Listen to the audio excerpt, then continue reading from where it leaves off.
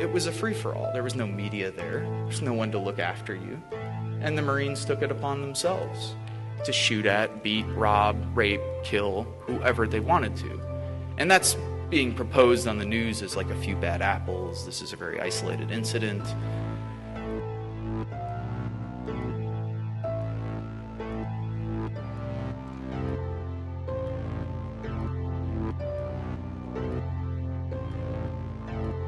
We pretend as though the military is like a jobs program. It's college benefits. You can learn job skills there.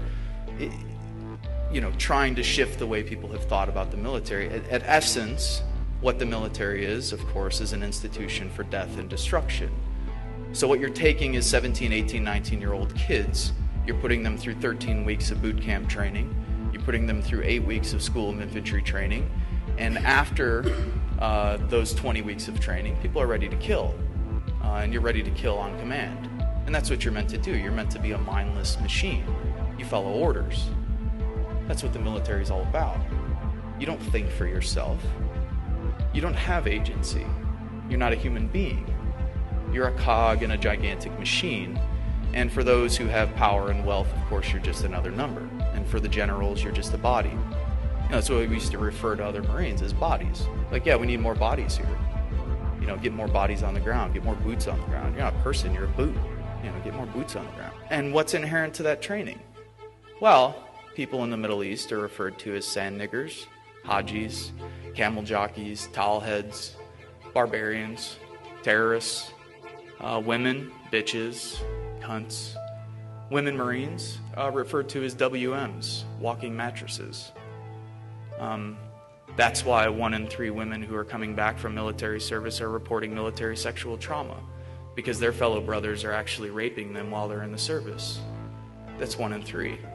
It's not far removed from the 1 in 4 women in America who already report sexual trauma throughout their lives, or have experienced it at least once. So, again, firmly entrenched in the military culture and in the institution is patriarchy. And homophobia. Of course, everyone is referred to as a faggot, queer, pussy, a cunt. Again, reinforcing that you're weak, of course, if you're gay, bisexual, queer, so on and so forth. All firmly entrenched in the training, all firmly entrenched in the ideology, and all firmly entrenched in the kind of linguistics and the lexicon within the military. In Iraq, what did we do? We went on house raids, patrolled, either waited to get blown up by IEDs or mortars, because tactically it's insane. Everybody knows that you cannot win a counterinsurgency war, whatever winning would be.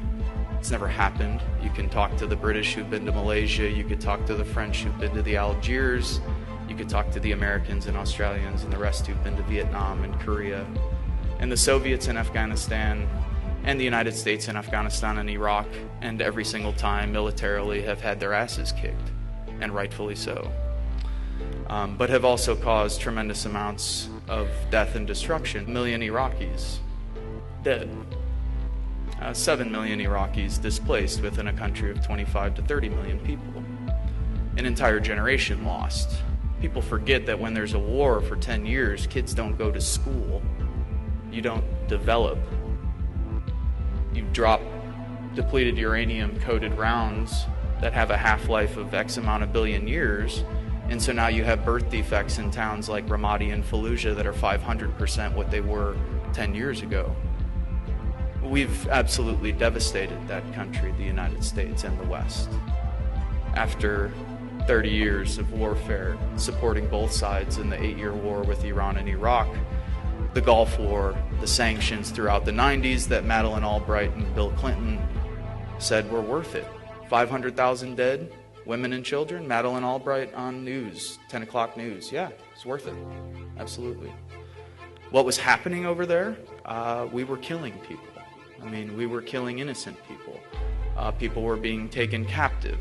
If they looked like a quote-unquote insurgent, you did what you wanted to do with them. It was a free-for-all. There was no media there. There's no one to look after you. And the Marines took it upon themselves to shoot at, beat, rob, rape, kill whoever they wanted to.